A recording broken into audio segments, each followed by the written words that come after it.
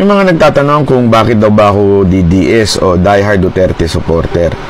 Wala daw ba ako nakikitang mali sa kanya? Alam nyo, ganito lang kasimple ho yan, ano? Si Pangulong Duterte ay hindi ho perpektong presidente. Wala hong perpektong presidente.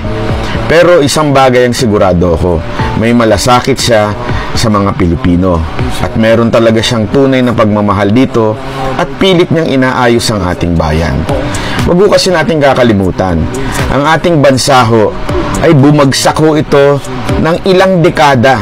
Ilang dekada ho tayong nasira sa sistema ng ating gobyerno. Ilang dekada ho tayong nasira sa mga politikong nagnakaw sa atin. Ilang dekada rin ho tayong pinahirapan at inabusin itong mga politiko na ito. Tapos, gusto mong maayos ng 6 na taon lamang? Napaka-imposible ho nun. Oo, may maayos siya, pero syempre may kulang pa. Parang pagpapapayat lang din yan eh. Nagpataba ka ng ilang dekada ng buhay mo, tapos gusto mong pumayat lang ng ilang buwan o ilang taon lang. Hindi ho ganun yun. Kailangan mahabang iyong pasensya.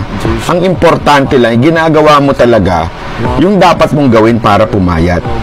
So ganun din po yun sa ating Pangulo.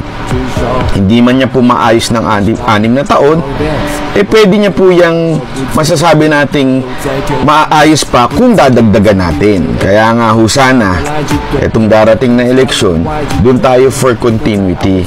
Doon tayo sa magtutuloy. At si Pangulong Duterte po yan at ang kanyang mapipili.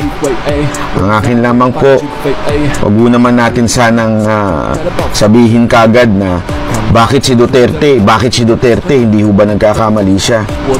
Nagkakamali po yan.